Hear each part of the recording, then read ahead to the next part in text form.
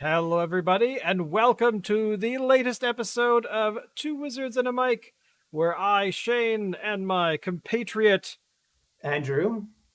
will be talking about D&D and informing you of all kinds of things because we have a lot to talk about today. Today, we're going to be discussing the new 1 D&D and what exactly that even means. It seems to be up in the air. I have been immersing my brain for the last hour, as I was telling you before the show. What have you got? What are your initial thoughts? Like, what is your first reaction after the big announcement trailer a couple weeks ago? My first initial reaction is when I learn about the farmer background, that it might be really useful. And why didn't they do that before? Because that'd be fun to have a character who used to be a farmer, and it would make sense in a medieval world. And my first reaction is that's probably the thing I would use from the new edition. Although That'll be it's that'll be it. it that's I'm just taking that one thing. I'm The gonna add that to the original 5e rules, and I'm good.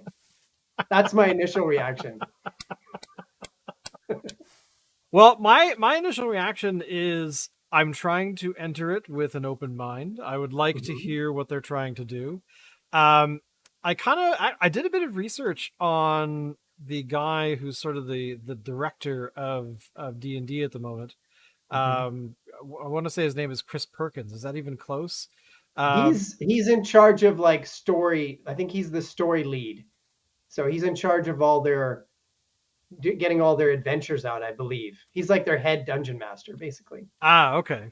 Yeah. Well, I mean, he seemed in the trailer. He seems very passionate about what he's talking about, which I kind of like. And Yeah. but then I did some digging on his name. He actually was a contributor to Dragon magazine, and he got published a lot. Yeah. So that's kind of where my reaction that you and I were talking about last week when I watched the trailer after we talked Mhm. again after kind of because I wasn't quite sure what the heck it was initially, and then watching it Mhm. again with him in mind, I kind of thought, well, actually, I could see where he's trying to go. I don't know if what they've done so far, according to the character origins document that came out. Mhm. Um, but basically, give me a summary on what 1 D&D is trying to be. Sure. So in 2024, in 2 years, D&D is going to have its 50th anniversary. So everybody knew that they were going to make a big deal about this, and there was going to be some big release. And now it looks like it's basically going to be D&D 5.5 edition, although they keep saying that fifth edition now is D&D and D and that there's no additions, and that the new version will be just D&D forever. So there's some issues with that. One is that there are other editions and people still play them. And secondly, who says somebody else isn't going to own D&D? Right now, Hasbro owns D&D, the toy company. Right. What if somebody else owns D&D and changes it? What if other people, if Wizards keeps it, what if in the future somebody else does a different edition? We don't know if that's ever going to happen. So to say that fifth edition now is going to be in D&D forever is it's a bit of a stretch, I think. Although on the one hand, I think the mechanics of the game, which we've mentioned many times, I think the mechanics Yeah. of 5e are solid, the original mechanics. So um, now what they're trying to basically do is prepare people for an update to 5e, and they're going to make it, they say they're going to make it backwards compatible. We'll talk if that actually is possible. Um, Yeah. and they're saying sort of like, don't worry about the next edition coming, and they don't want to have another edition war. But there's nothing you can do about that. There, a new version will be a new edition. It'll probably be called 5.5 so that it ties back into fifth edition. Um, yeah, and then there's a number of changes. They had a video, basically a promo PR video, and then they've had a, like you said, a PDF. They put out a free PDF showing new proposals for rules. Likely many of them they'll implement um, because most of the people work there now. That's sort of their belief system. and a lot of the younger players who are fans of what Wizards does, this is sort of their in their ballpark. So we can go through the PDF. The new proposals are not really lengthy. They're fairly simple. Yeah, so we can do that if you want. What was your initial, like, initially you wanted to find out who these people were a bit? Yeah, I wanted to find out I wanted to learn more about what exactly was driving this, because Right. the I mean, essentially, the notes that I've taken here, uh, it's basically they don't want to have any more additions. How does 5e work into that world? They've redone inspiration. They've added this new, basically a rewriting of how characters are created with their new background system. Mm-hmm. They've added a brand new race called the, oh my lord, what are they called? They're Hardly. called the Ardling, which Yeah. basically, from what I was reading, is basically they're taking the Azamar, throwing that out, saying this thing is going to replace that. Yeah. And the of course they've added orcs. They've changed how races kind of work, or as we call it around here, species. Um, and then they've added, of course, this document, the character origins document, and and the big thing, of course, which I hate. I mean, I understand it, is the D&D virtual tabletop system that they're going to ram down everyone's throat. Um, but back to the first point you're talking about the change where there are no more additions. The problem I have with that is, what is how does their publishing work after that? So if they're rewriting the three core books in what, for 2024, Mm-hmm. which is fine. I think that's totally a good idea. You should probably do that every 5-10 years. But if it's never going to, in theory, change after that, then they're going to rely on these periodic releases of the Arcana, which I guess is a monthly thing. It sort of has been a monthly, and then now it apparently is definitely going to be monthly moving forward. Mm-hmm. Um, I don't know. I kind of think that's a bit weird, because if they're rewriting the core books to try to attract a new audience, what do us people that have had, the third, fourth, etc., whatever editions we've had in the past, um, because there are some ideas in older versions of the game that still kind of, a lot of DMs will be like, oh, actually that cool thing that they did back in, the second edition, I'm going to bring that forward, and maybe you have to tweak it a bit, but essentially it's a good idea. It kind of eliminates good ideas. This is the thing, and one of the major comments I keep reading online is how they, at the very beginning of both books, the player's handbook as well as the Dungeon Master's Guide, is that they want to have like a big sign on one of the, like, second page, that the DM you have will trump every rule in this book. Mm-hmm. So, which I think is a fair comment. I think they should actually remind people that, uh, and they were another group that I was listening to the other day was talking about how there's actually kind of a lack of dungeon masters. There's a lot of players, but not so many people willing to run Yeah. games, which I find really weird, but actually kind of understandable, because it's far more difficult, I think, on that end to make something for players to enjoy. But essentially, the my initial reaction was horror, was, oh my god, what are they doing? I was expecting them to say the sixth edition will be released on this date, and here's kind of where we're Mm-hmm. going, and that would have been understandable. And I think it's kind of confusing what they're doing, Mm-hmm. but I could adapt. I guess I will. I guess that one D&D is actually not what it's going to be called. I kept hearing that a bit. That it's actually just, we're just trying to unite it into being a single game without 7 editions running around over the past 500 years, and we just want people, when they're coming to the game for the first time, that they wanted them to be handheld in a way that was gentler. Although I don't understand, I don't quite get. I never felt like the game was excluding people, but Mm-hmm. maybe, sure, room for improvement all the time. But yeah, I think that I can adapt, and I can, yeah. I mean, and of course, this is only the first kick at the can of what's coming. So who knows what will actually end up occurring in the long game. But Yeah. yeah, did you want to touch on the Arcana for 2022 so far? Sure, yeah. So, and I just should say quickly too that to me, a lot of the proposal or the rules, ideas, changes, a lot of them are semantics. A lot of them are Yeah. changes in language, which really doesn't mean very much. I think the meaning is what's important. And this Agreed. idea that the game wasn't inclusive is rewriting history because that's just not true.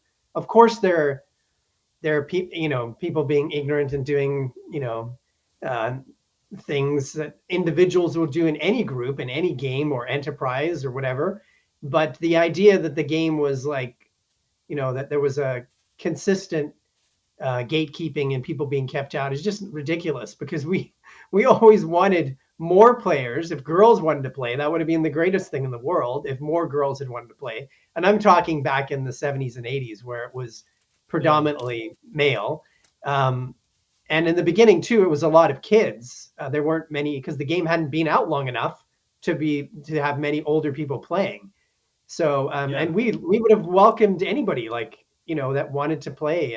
All the groups that I was a part of when I was younger, especially a teenager, we were always looking for people. It wasn't a question of keeping people out. So that's just rewriting history for virtue signaling, basically, which is very popular these days. Yeah. So let's get into the actual substance of the PDF, what's there. So the first section on races, which I don't know why they still use this word, but this is what they use for species in the game. So we'll use that word. So they're getting rid of the half elf and half orc, which I think is a mistake.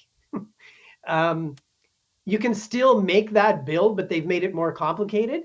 And in general, there's a few things they're doing here that are making things simpler, which I think was the theme in 5e, which I really love because then you can get into the game and teach anybody, and younger people can play, and you can get into the storytelling.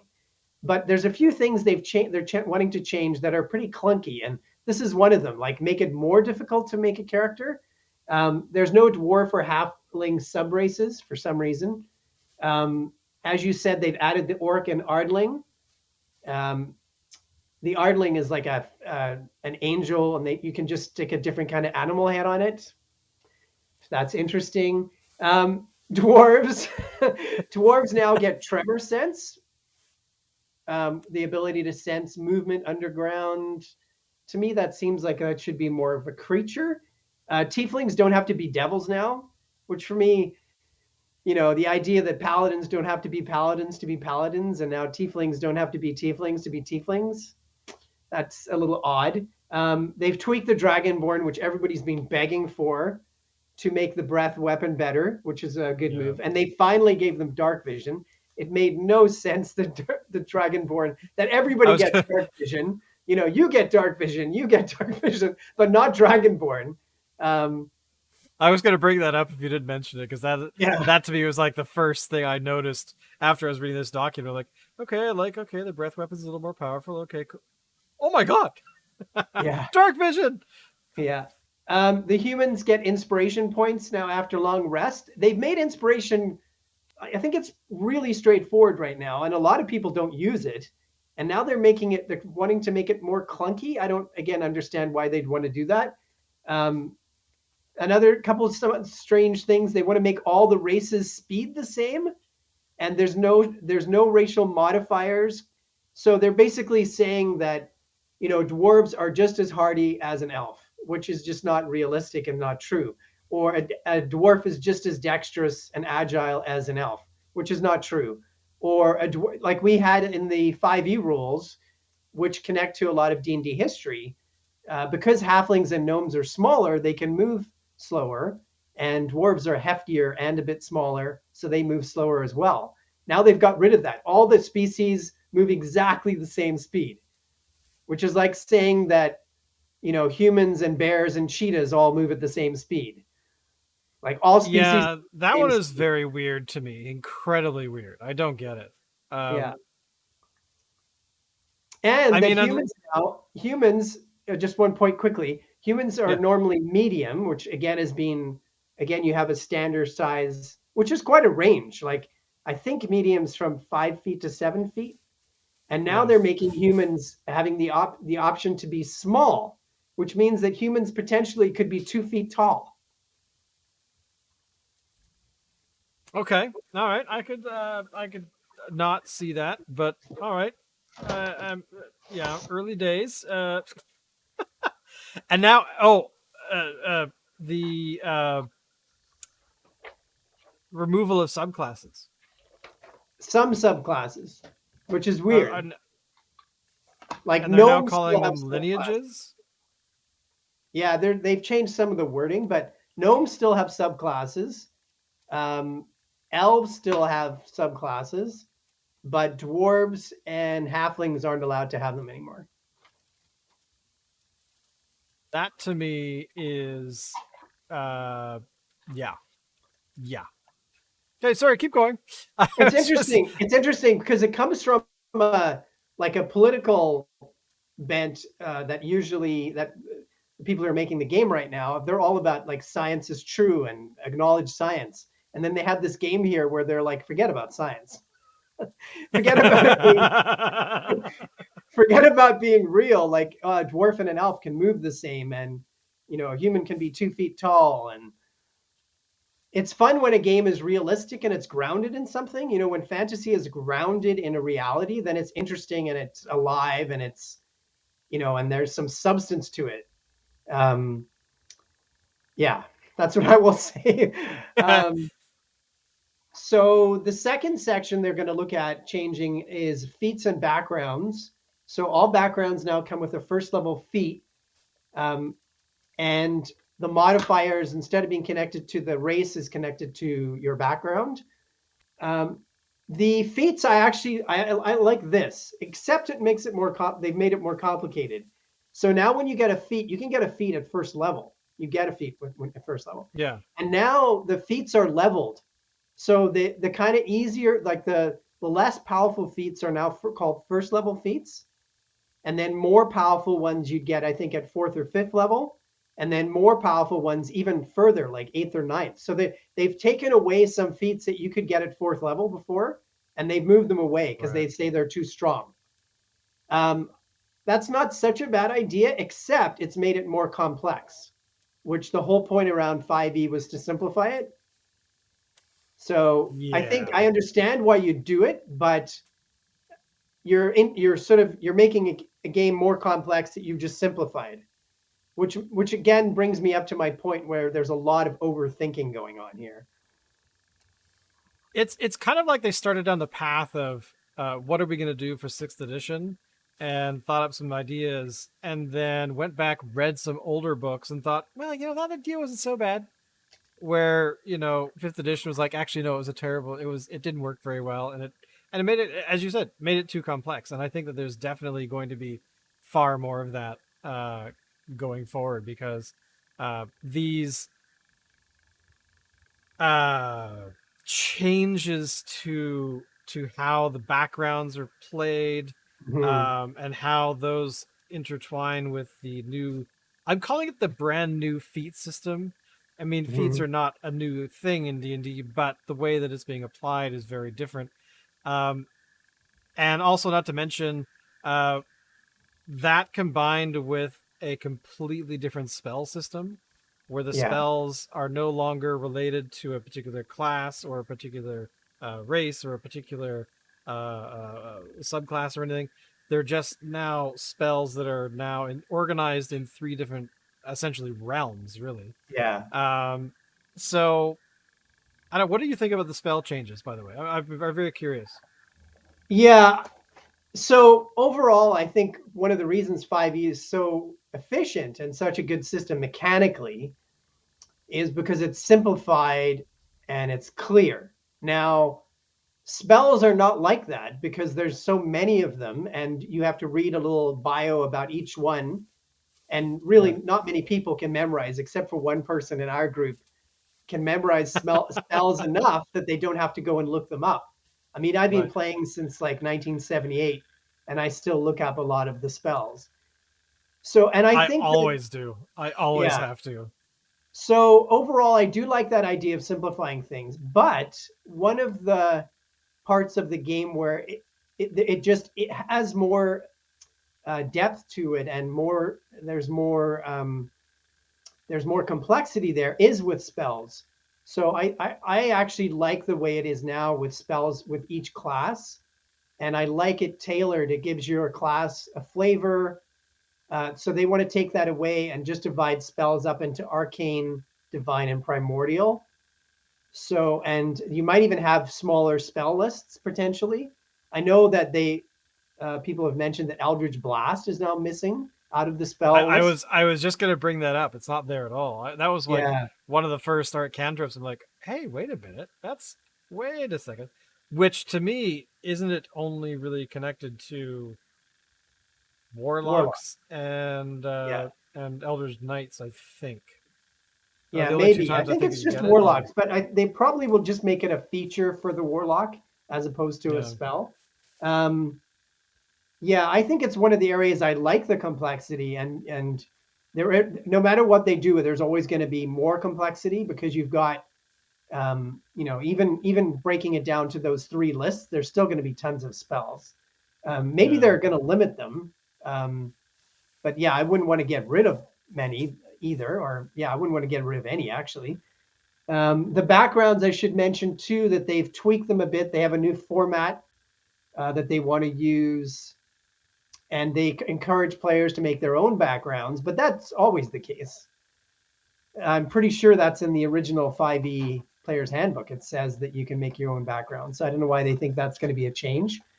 And then, as we mentioned, the farmer background, I think there's a few new ones. Cultist, the farmer one, I give that thumbs up. Why wasn't there always a farmer background in Well, D&D? exactly. An Half of official one. fantasy stories have a farmer's, Yeah, you know, like Princess Bride, perfect example. I was a farm yeah. boy, and then I became, Star Wars. what? Good point.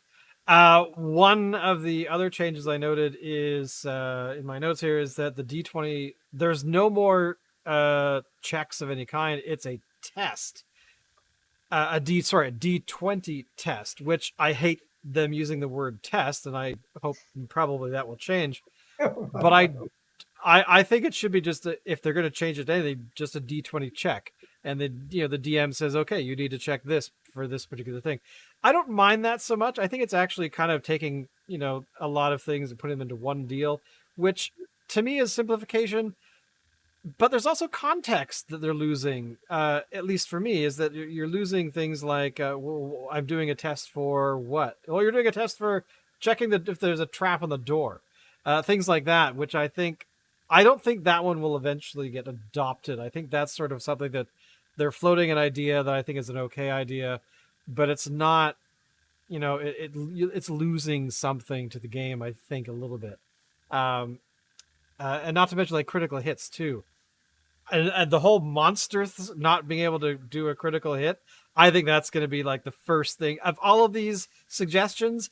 I think that's the first one that's just going to be like, yeah, well, we thought that was a good idea, but okay, you're right. We'll probably take that away. Um, because they're worried about first level characters getting killed outright. And I'm like, but then where's the danger in the game? Like, sure, Mhm. plenty of times I've been killed at first level. And guess what I did? I rolled a new character. Yeah. So, and it really didn't bother me that much. It sucked because you were, investing a bit of time into a character, but there's always more characters around the corner because you get to 20th level, you sometimes retire them, and then you start again, and it's kind of the whole Mhm. point of it's a kind of a whole point of a game. Would you think, Andrew? Mhm. Yes, it is a game. Yes. Yeah, so gameplay, they're talking about, as you said, critical hits are only for PCs, not monsters, which I think is kind of silly. Um, Also, no crits for spell casting. They're talking about whether Right. you roll a 1 or a 20, a crit or a crit miss on checks and saving throws. Those are automatic fails and successes, which does simplify things, but it takes away actually some power of the characters because they could have a modifier that could actually help them out, Yeah. which I think the system works fine now. Again, I don't know why you'd overthink it and reverse yourself. So I don't, yeah, that's not useful, I think. You also get inspiration when you roll a d20, which here, so inspiration is funny because it was kind of awkward and clunky at the beginning when fifth edition started. I don't think there was something like that before. And so you could give out inspiration if somebody was role playing really well, doing something, basically role playing really well with their character. And I would often use it for something, if somebody did something funny too. And you would give it to a character, and then they could use it later, which meant they could re-roll a roll. Except we didn't use that for death saves. Um, so now they're adding it to a bunch of different things and saying that it only lasts until a long rest and then it's gone. I think again you're making it more awkward. It was simple, and already it didn't really it was sort of part of the game, but it kind of brought you out of the game because it wasn't about your character, it was about the player. So I think the more you do that, that's not what D&D really is about. It's about the character, not Yeah. the player, Yeah. which is interesting. I think there's a lot of that in this mentality. They're all worried about the player. The players, most of them are grown-ups. And the Well, ones that and aren't are that's usually playing with their parents. So, well, exactly, and that's the thing is that you have it's like they are assuming the DMs are doing it. At least this is kind of the read for some of these changes is that people running games are sucking at it. And the problem is, it's yeah, not generally the rules that are the problem in that scenario. If somebody has a bad experience playing D&D because of how the DM runs the game or how the DM is doing things, the thing isn't the game, it's usually the individual and how they're interpreting, and that's okay, they can do that. And if somebody comes away with a negative reaction to it, I would hope that they would go, yeah, playing with Jim, what a dork, I don't quite understand why we're doing, and that rule that he's got about I have to like drink poison before showing up, like what the hell, that they should have, they have that opportunity to seek out somebody else. However, if there is an issue of finding people to run games, which I didn't really know was a thing until I was mhm. digging into it the past week, um, then maybe they should be having a DM school or something, or having some sort of thing that they can release that people can download off of. I mean, the Dungeon Master's Guide does a decent job of it, but Right. if there's some things missing, then add an Arcana specifically for how to run a game, and that way, uh, you know, they could do that every quarter or something. To here are some ideas about how you could do the game better, or have you had troubles doing this? Here's a 5 ways you could maybe improve that, or uh, how to how to run a game when you're hungover. I mean, it happens. It's like you're all dead, whatever. That kind of thing. But there's all kinds of cool things that they could do. Than to change the rules to try and solve a problem that's not really the game's problem. If that Yeah. makes any sense. Yeah, But no, yeah, totally, totally. There are a couple of things they sneak into gameplay right at the end, which I think actually are really useful. So I might use something other than just the farmer background. Um, they have made grappling more powerful, yes, slightly more usable, which I think is a good move. And they have added a condition called the slowed condition, which is actually part of the new grappling rules. So I like those changes. It tweaks something just enough to make it better. And then, as you said, they've said that Wizards is really going to focus on the virtual tabletop now that they've bought D&D Beyond, and they showed an example of a VTT that makes it look like you're playing with miniatures at a table. For me, as we mentioned before, I think we're much more pen and paper. Play in person for us is ideal. However, when we do play online, we just play actually similar to the table. We have a camera on the Dungeon Master and a camera on the table with the miniatures and maps, and it works really well. And it feels more connected than a system where it's just a 2D VTT. yeah, yeah. But that's what they've said is they're gonna throw a lot of money and a lot of focus on that for the future. which I don't mind too much from a nerd perspective, and maybe for people that say record their play or they stream it or whatever they do, Hmm. that's going to give some variety. But ultimately, I hope they don't. I hope they focus on it in a way of, if you only play in this way, if you have no local group and this is how you play, here are some tools you can use. Here's a cool thing that hopefully will give you some interest, and it won't be so maybe so disconnected. If you're always playing remotely. But I really hope that they make a push at some point about how it's a game where you get together with your friends, and it's like you are going to get together, you're going to hang out. Hopefully, you've got a DM who's got a cool space, and if not, then you could all collectively find a way to make a cool space, and Hmm. just that kind of stuff, and Yeah. have it so that that is not lost. And that was actually, by the way, of the stuff that I was researching and reading and listening to podcasts and whatnot. It was common across all of them that cool idea, but that's not what D&D is about. Yeah. So yeah, Yeah, and it's I find it very interesting that one, they're trying to push very hard on this idea that our game hasn't been inclusive enough, which is it's fake news. It's retelling the past. That's not what the game was like for the majority of people. Um, so there wasn't they're creating a problem where there really wasn't a problem, because it's a yeah. game about hanging out with your friends. So for the most part, I mean, yes, there's going to be groups in stores, and now there's online groups, but that's what it began as. So you play a game with your friends. Well, and that's the other thing too, is that the I actually last year played the film E.T. to some friends' kids who are Yeah. like sort of range between like 12 and whatever, and the D&D scene in there, you could actually see them go, "Wait, there was D&D back then?" Yeah. Oh yeah, no, it's been around a long time, and you can see these people having fun at it, and they're not necessarily, uh, you know, it's maybe not as advanced or whatever, but there's still dice, there's still paper, there's still Yeah. pens, and there you go. Like that's the whole point. So Yeah. yeah, I just hope that doesn't get lost, because that's I'm not overly concerned that suddenly D&D Beyond is going to take over, but I highly doubt. I think there'll be some pushback on that, and there seems to Yeah, be I think already. people So are gonna. I think one of the reasons that board games and tabletop games have had a there's been so much growth, I think, is because people want to spend time with each other. They don't want to just stare at the screen all the time.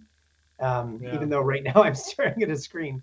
Um, but yeah, I think there will be more and more of that move back to, hey, let's spend time with each other. And because my wife doesn't play yet, and she says that when she sees us playing for 3 or 4 hours, she just sees a bunch of goofballs laughing at each other and shouting for 3 or 4 hours.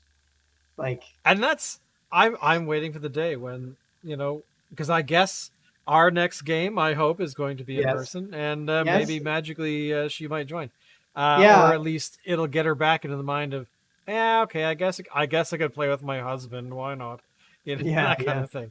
I'm yeah. We're waiting gonna for try to, when your child gets involved and starts playing, so that yeah, that to me, I'm yeah. excited about that.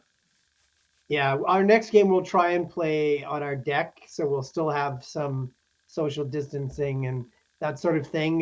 But we haven't played for 3 years, so in person. No, So it's we'll so weird. we gotta do Feels that. So maybe, yeah, maybe in a couple of weeks or so that'll happen. Hopefully. The other thing I find interesting about these proposals and the new edition is that they are very so concerned about making sure the player characters, like you said, don't get killed early. First of all, I think it is kind of lame for a DM as a longtime DM to kill somebody at first or second level.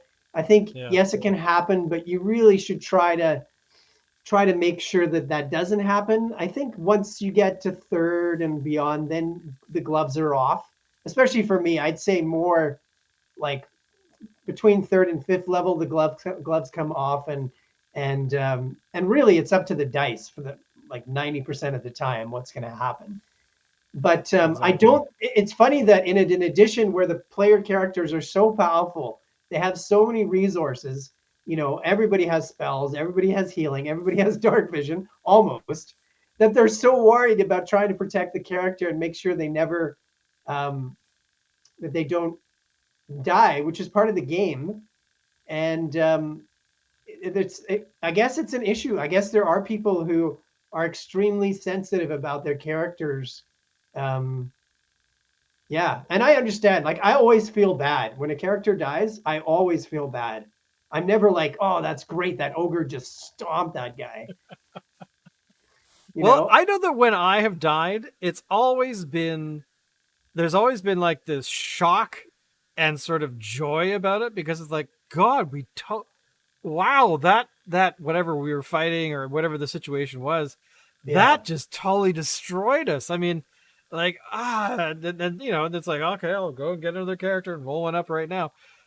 But to me, it's never been a huge deal. I mean, I've never fallen in love with a character to the point where it's like, oh, you open the door and suddenly a large axe comes and severs you in two pieces and you're dead. Like, okay, well, that sucked. I guess I should have not done that. Lesson learned. Now I will do something else. Yeah, so I don't get this sort of. There's too many pillows on the near the dartboard or whatever dangerous thing, whatever. Yeah, I don't get that part. I mean, granted, my parents let me jump over things and slam into the front door a lot of the time when I put on a helmet. So when I was a kid, so I want to be a stuntman. Yeah. So you grew up in the 70s or 80s, yeah. Where there was nobody supervising us. We just disappeared and came home later that night. And the things that we did, like, yeah. So, because it's fun. I mean, the fun part about losing a character is that now you get to create somebody new. Yeah.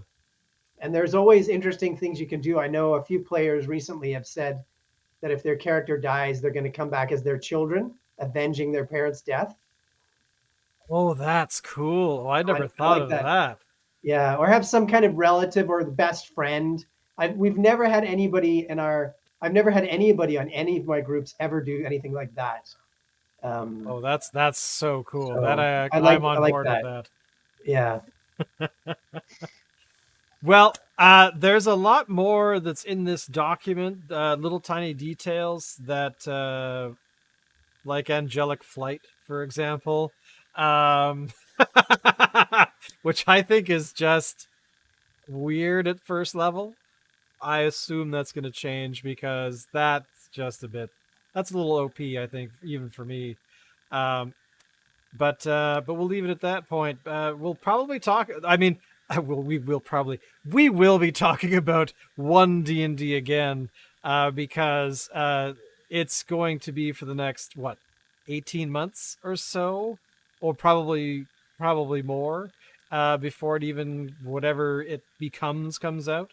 Mm-hmm. So yeah, if it's on time, yeah.